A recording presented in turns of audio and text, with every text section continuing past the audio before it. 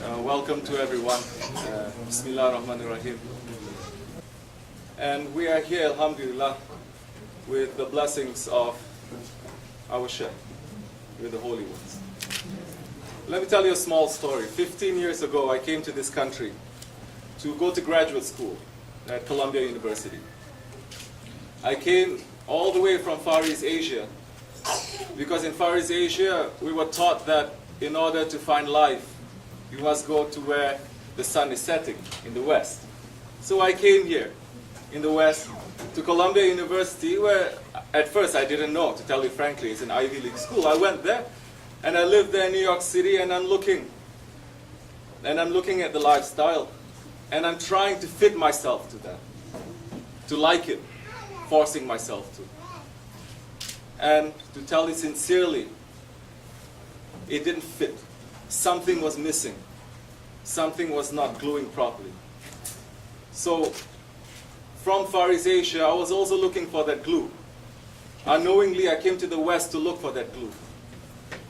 And alhamdulillah, before long, I found that glue with our Shaykh, with my Shaykh.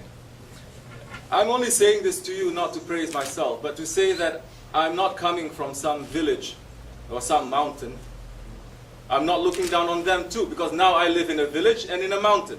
And I know how difficult it is, how much intelligence it is to live in those kind of conditions, which is the conditions of the Prophet ﷺ, the conditions of the Sahaba Kiram, and the conditions of the Awliya Allah.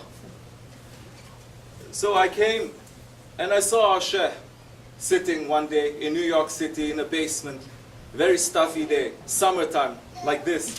And I saw him sitting. I was looking for Sufism. And I saw Islam. And I looked and I saw him, and for the first time in my life, wallahi,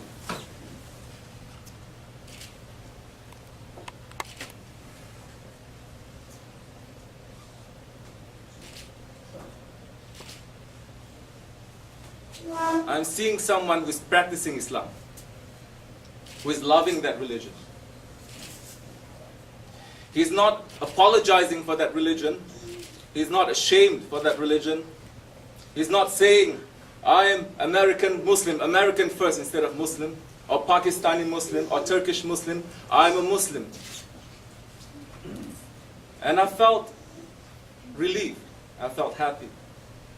Because Prophet ﷺ is so far away from us, from me, 1400 years ago. But when I looked at him, he's representing that one. He is not that one, but he's representing that one. And for the first time in my life, and I'm speaking for the behalf of so many of us here, for the first time in our lives, we are feeling that we're living as if we're in the presence of the Holy Prophet ﷺ. We are not comparing ourselves to them. We're very far away from them, but we're tasting a little bit. We're tasting also that glue, that we're putting Allah and His Prophet first. And when we look at him, he is putting Allah and the Prophet first. So we feel comfortable, and we sit, and we didn't come yesterday. We came years. We sit and we observe, and we sit and we judge, and we sit and we look.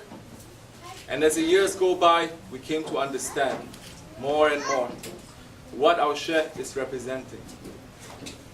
What is he striving for? What is the vision that he has?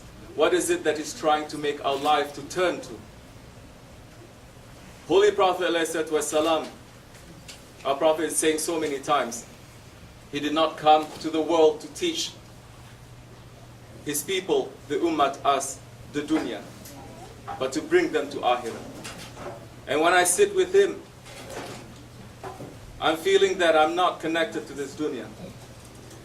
The burdens that I have is passing, and I feel comfortable. The burdens that I have, the problems that I have, seem small, because now I understand what Allah wants from me and how I can be a servant, and that brings peace to me. That brings strength to me. So, just as 1400 years ago, Holy Prophet ﷺ also came, and he came and he brought people together whose heart is together. and he came for the sake of haqq. That is how we are seeing our Shaykh. That is how we are seeing how he is serving his Shaykh, and how they are serving their Shaykh for 1400 years, unbroken lineage. And we're feeling very happy and very grateful to be part of this lineage. It is not through our efforts, it is not through our sitting down and praying so much and making zikr so much, but we are thirsty for something, and our Shaykh is providing us that. Alhamdulillah. I'd just like to take this opportunity, because this marriage here, this is a glue. These two people here, they are glued. But what is that glue that is holding them together? If it is dunya, it will pass, and the end is not so good maybe. If it is the nafs, it will pass. The ending is not so good. But if they're coming for the sake of Allah and His Prophet, for the sake of Allah, obeying His Prophet, and obeying His rightful guided leaders, this is Quran saying, then that glue is a rock.